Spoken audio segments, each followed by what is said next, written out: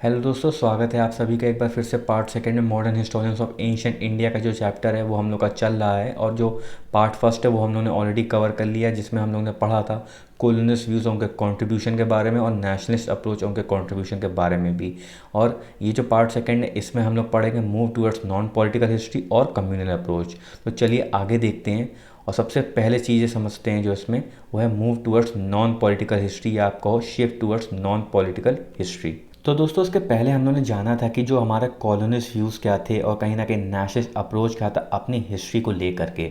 और उसमें हम लोगों ने दोस्तों देखा कि काफ़ी सारा पॉलिटिकल एलिमेंट्स, काफ़ी सारे पर्सनल बायसेस भी इन्वॉल्व थे। पर अब आप देखोगे कि हमें एक शिफ्ट देखने को मिला अपनी हिस्ट्री के ऊपर, पॉलिटिकल इन्फ्लुएंसेस से हट करके सोसाइटी, कल्चर और इकोनॉमी के ऊपर। और ये जो शिफ्ट आया हिस्टोरियंस की तरफ से, जहाँ पे उन्होंने पर्सनल बायसेस को कहीं ना कहीं टाटा बाय बाय किया और हिस्ट्री को पढ़ने का एक नया एंगल दिया। और जिसमें सबसे पहले जिन्होंने हम लोग को एक नया एंगल दिया उनकी हम लोग बात कर लेते हैं, वो है ब्रिटिश हिस्टोरियन एल भशम, जो कि एक संस्कृतिस्ट थे। मतलब इन्होंने संस्कृत की पढ़ाई की थी और इन्होंने सवाल उठाया कि जो एंशंट हिस्ट्री है उसको कहीं ना कहीं हम लोग एक मॉडर्न पॉइंट ऑफ व्यू से कैसे देख सकते हैं।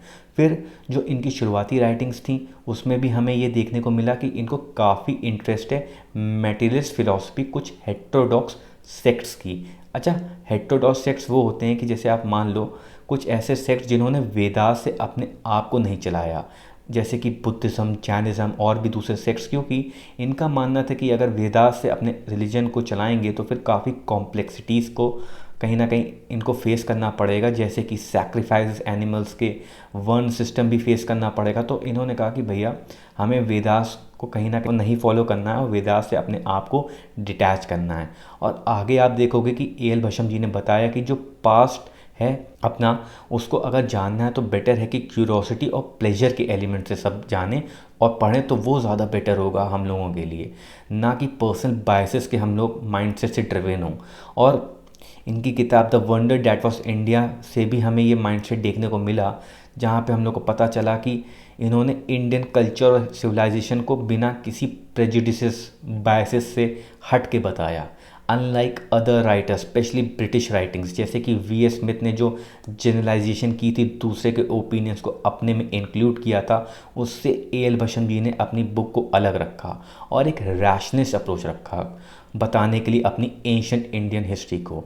और इसी तरीके से जो हमें शिफ्ट है देखने को मिला नॉन पॉलिटिकल हिस्ट्री पे, डी डी कोसाम्बी की किताब introduction to the study of Indian history जो 1957 में आई थी, उसमें भी मिला। और बाद में ये किताब को दोस्तों मॉडिफाई करा गया था civilisation of ancient India in historical outline से 1965 में। और इन्होंने इंडियन हिस्ट्री को एक नया एंगल दिया, क्योंकि इनकी राइटिंग्स मटेरियलिस्टिक इंटरप्रिटेशंस पे डिपेंडेंट थी, या मटेरियलिस्टिक इंटरप्रिटेशंस इनकी राइटिंग में मौजूद था। जैसे कि आप सपोज़ करो किसी को महंगी कार चाहिए, महंगा फ़ोन चाहिए, महंगा लैपटॉप चाहिए, तो उसको ले करके उस व्यक्ति के अंदर जो एस्पिरेशन है, आप कह लो कहीं ना कहीं एक मोह माया है ना, उसको दोस्तों हम लोग कहते हैं मेटेरियलिस्टिक इंटरप्रिटेशन। हालांकि दोस्तों अगर हम लोग वाइडर सेंस में बात करें तो ये कोई ख़राब चीज़ नहीं, क्योंकि आप जितनी भी ग्रोथ है कहीं ना कहीं अमेरिका में, कहीं ना कहीं यूरोप में, जो इंडस्ट्रियलाइजेशन सामने निकल के आया है आज, वो जो ह्यूमन काइंड को सर्व कर रहा है, उसके लिए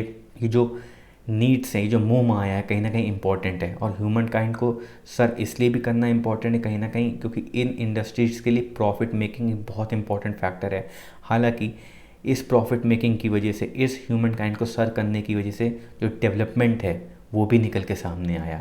और ये जो डेवलपमेंट है उसकी वजह से जो इंडियन सोसाइटी हो या इकोनॉमी हो या जो कल्चर है, उसका भी जो डेवलपमेंट है वो भी डिपेंड करता है इस इंडस्ट्रियलाइजेशन या प्रोडक्शन पे। और इसीलिए कोसाम्बी जी द्वारा ये जो इंटरप्रिटेशंस हैं हमें देखने को मिले। और ये जो इंटरप्रिटेशंस हैं कहीं ना कहीं ये इन्फ्लुएंस्ड है कार्ल मार्क्स की राइटिंग से भी, क्योंकि डी डी कोसाम्बी साहब काफ़ी इन्फ्लुएंस्ड है कार्ल मार्क्स की जो राइटिंग्स थी उससे। और साथ ही में इनकी जो पहली सर्वे वॉल्यूम है उसमें हमें stages of social economical development पे बताया गया इन टर्म्स ऑफ ट्राइबल और क्लास प्रोसेस को आधार मान के, और इनका क्रिटिसिज्म भी किया गया काफ़ी स्कॉलर्स के द्वारा इंक्लूडिंग बर्शम, बट फिर भी आप देखोगे जो इनकी किताब है काफ़ी वाइडली रिकॉग्नाइज करी गई है और पढ़ी भी गई हुई है। फिर over the past 40 years there has been a sea change in the methods and orientations of those who work on ancient India. तो आप देखोगे पिछले 40 सालों में हिस्टोरियंस ने काफ़ी बदलाव किए मेथड्स में एंशिएंट इंडियन हिस्ट्री को जानने के लिए।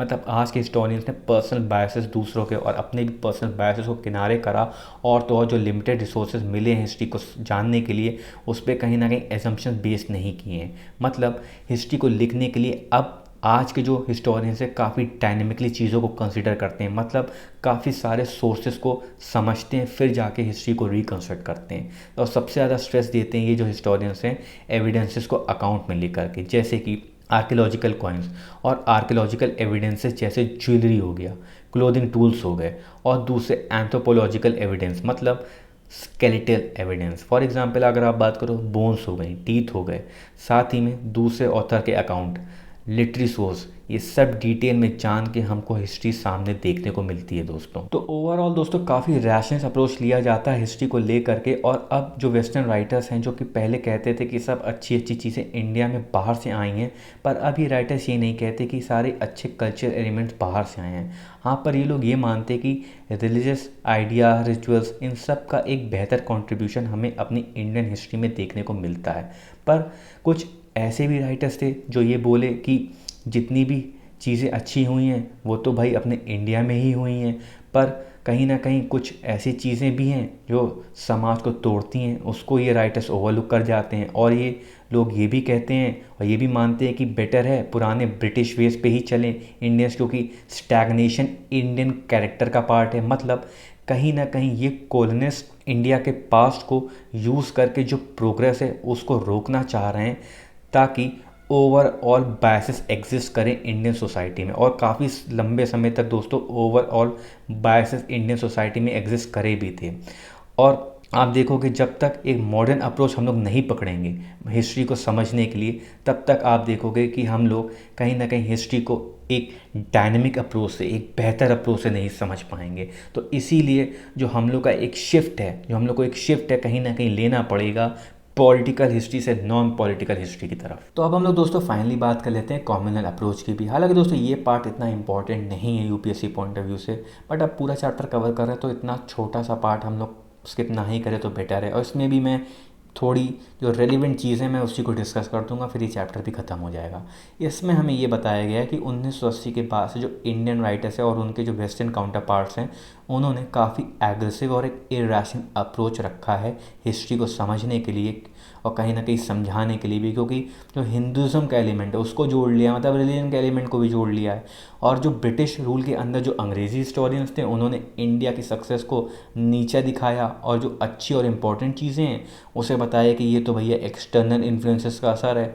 वहीं पे इंडियन हिस्टोरियंस जो थे उन्होंने इंडिया की जो कॉन्ट्रीब्यूशन थी उसको बताया कि वो पूरे वर्ल्ड में है। तो कहीं ना कहीं आप देख सकते हो कि personal biases, short sighted approach रहा है हिस्ट्री को बताने में इन हिस्टोरियंस का, चाहे वो बाहर के हो चाहे वो इंडियन हिस्टोरियंस हो। अब आगे दोस्तों आर्य शर्मा सर की पर्सनल इंटरप्रिटेशंस हैं, ठीक है, हिस्ट्री को लेकर के, और वो इतनी इंपॉर्टेंट भी नहीं है। जो इंपॉर्टेंट है एक एग्जांपल मैं आपको फटाफट बता देता हूँ, वो है कि जो पेंटेड ग्रे वेयर है, जो कि पेंटेड पॉटरी या पेंटेड ग्रे वेयर है, वो लिंक्ड है आर्यन से, या आप बोलो वैदिक पीपल से। तो कुछ लोगों ने सवाल उठाया क्या यार ये जो पेंटेड ग्रे वेयर है ये क्या बाहर भी कहीं मिलता है? ऐसा तो नहीं है कि कहीं बाहर भी मिल रहा है? तो पता चला कि नहीं, बाहर तो कहीं नहीं मिलता। तो इसके बेसिस पे कुछ लोगों ने ये कॉन्क्लूड कर लिया कि जो आर्यंस थे वो भैया इंडिया के ही नेटिव थे, इंडिया के इंडिजिनस लोग थे। बस इतना ही इम्पोर्टेंट है, बाकी जितने भी एग्जाम्पल्स हैं वो इतने ज़्यादा आपके काम के भी नहीं हैं, ठीक है। बस यहाँ पे होता है चैप्टर ख़त्म। अब हम लोग आपको मिलेंगे नेक्स्ट चैप्टर में, चैप्टर 3 में। तो have a great day head और अच्छे से तैयारी करिए। Thank you.